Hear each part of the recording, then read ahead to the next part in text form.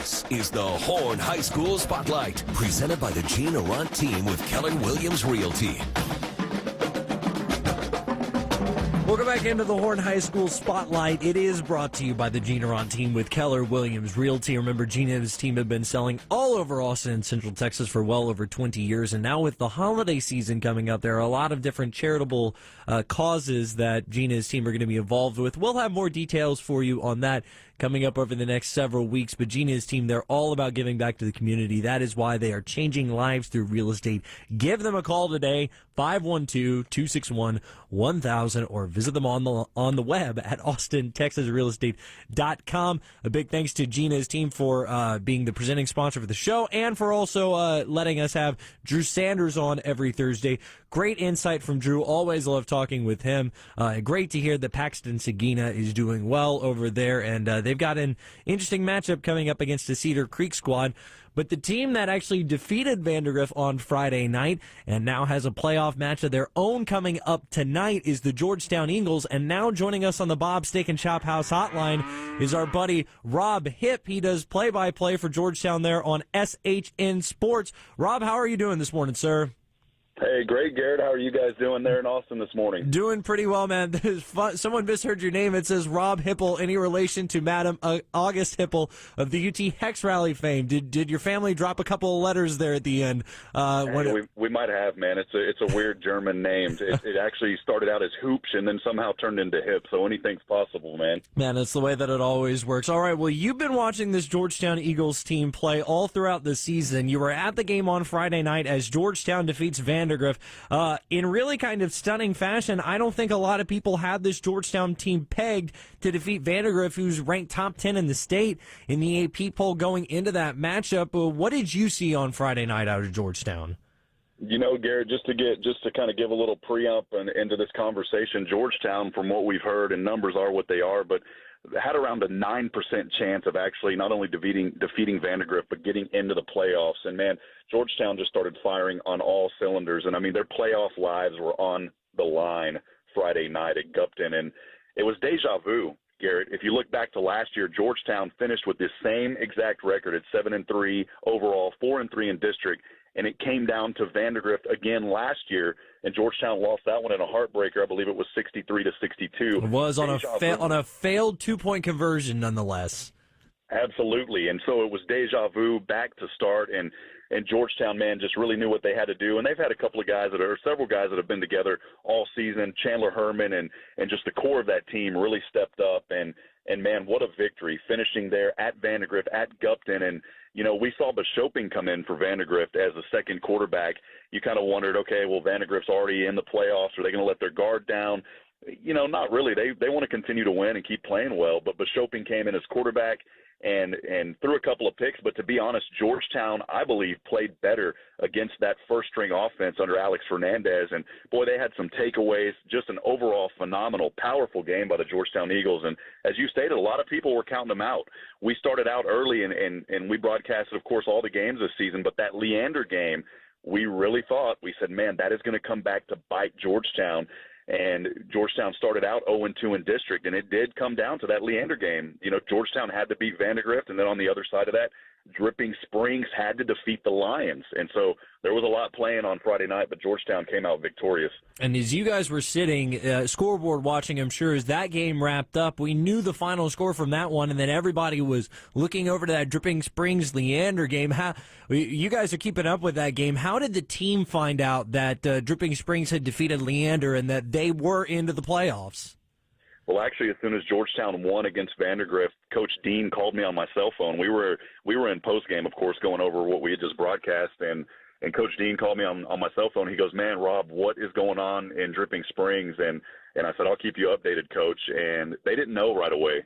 And I interviewed Coach Dean yesterday. We normally interview on Thursdays, but since they're playing tonight, Georgetown, I interviewed Coach Dean yesterday, and I was talking to him about that, and he goes, you know, you guys had called me back and finally told me that they had won, but we had already started getting indication because there was little groups, little huddles of people throughout the stadium that were still hanging around, and he said one group started screaming, and then another group started screaming, and he goes, at that point, we knew that we were in the playoffs. Well, it was a miraculous almost come from behind for Georgetown as their playoff lives look down and out heading into the final 2 weeks of the season. They finish up the year, the final 3 weeks, at Vista Ridge, at Dripping Springs, and then at Vandergrift. And they get wins over Dripping Springs and Vandergrift to wrap things up and get their way into the playoffs. Starting with that Dripping Springs game, what did you see really flip for the Eagles?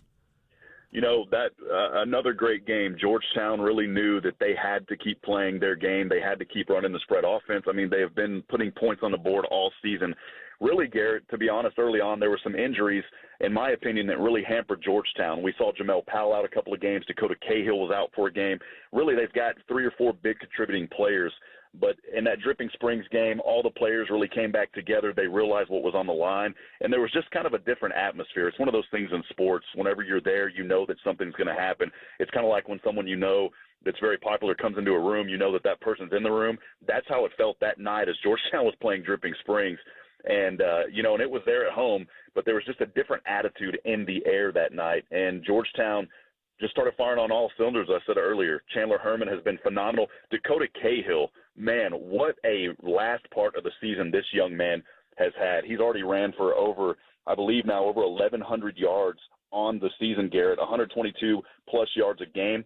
This kid has 19 touchdowns on the ground, Garrett, and that's really been the contributing factors. The offensive line stepping up. But there in Dripping Springs, Georgetown knew that they had to get the victory if they had any chance. They did not want to repeat another season like last year to where they were in any other district, to be honest. 25-5A is easily the toughest district in the state of Texas. I mean, we have state-ranked #1 Cedar Park, who I really believe we're going to see at NRG at the end of this season. But Georgetown knew what they had to do. They came out against Drip, and that's really when things started firing for them, Garrett. Well, you mentioned the fact that this Georgetown team is Rob Hipp from Georgetown and SHN Sports joins us here on the Horn High School Spotlight. You mentioned the fact that Dakota Cahill, a fantastic running back, has really turned it on late down the stretch, averaging well over 100 yards. The matchup coming up tonight, though, Rob, you guys are going to see a pretty good running back on the other side of the ball as Reagan and Mulbacar, the all-time leader in Austin Independent School history in rushing yards. He's just tacking on extra yards at this point coming into the contest. What kind of fireworks are you expecting out of these two running backs tonight? Yeah, Mulbacar's absolutely got the advantage by far, and you just stated it. I was actually going to mention him. That is the player that we're going to have to watch out for. And really, the game is going to come on, can we contain Mulbacar? Are we going to be able to contain him? I don't know. The kid has been phenomenal this season. As you stated, the all-time rusher in Austin ISD. Man, this young man, Garrett, and Trevor has over 4,300 yards on the season. I mean, can you even fathom that? 4,300 yards. No, I really can't. And it's phenomenal to see what he has done this year. It should be a fantastic matchup coming up tonight at 7. I think that's the matchup to look at is Dakota Cahill going up against Mulbacar. And by the way, Rob, in case you didn't know, Mulbacar, he also likes to play defense every now and then. So you might be saying his name a lot tonight. You'll be on the call for this game. Why don't you tell folks, before we get you out of here, about what you have going on over there at SHN Sports, first season that you guys have been on the air. Let the folks out there know what you guys have going on. Yeah, well, we appreciate that. We have been tremendously blessed. We had an opportunity and just a vision to bring high school broadcast to Central Texas free of charge, and it's worked out very well for us.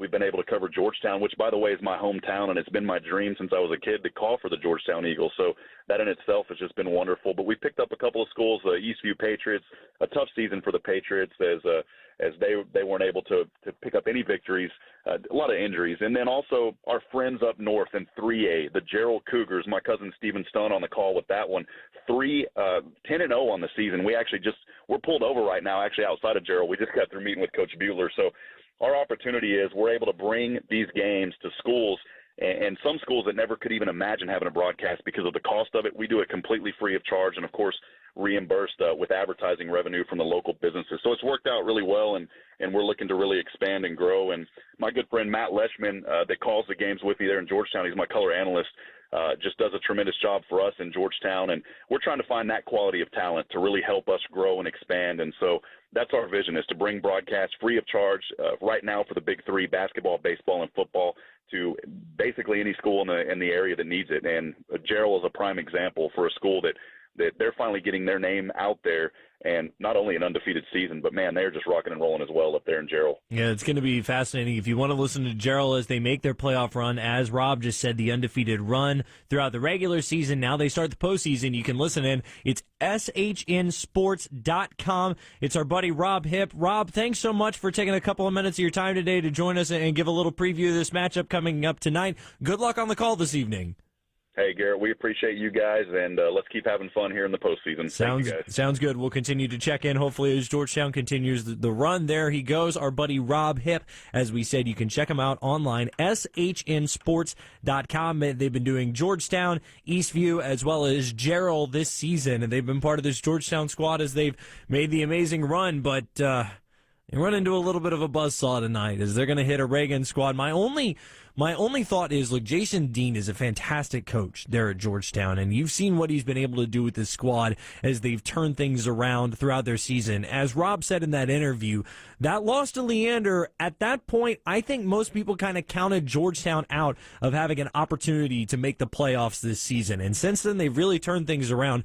The question is, if Georgetown finds a way to contain Mulbacar, can the other parts of that offense for Reagan do enough to get the win against a Georgetown squad that, as you heard even Drew Sanders say, has gotten better and better every week throughout this season? It's going to be a fascinating matchup. It's coming up tonight at 7 o'clock up at the Georgetown Independent School District Athletic Complex at Birkelback Field. And as we said, you'll be able to hear Rob on that call if you want at SHNsports.com. Coming up on the other side of the break, we're taking your text on the Specs text line at 512-337-3776. And on the other side, Kaz and I will make our picks for the games that are coming up tonight. All that and more here on the Horn High School Spotlight, brought to you by the Gene Laurent team with Keller Williams Realty.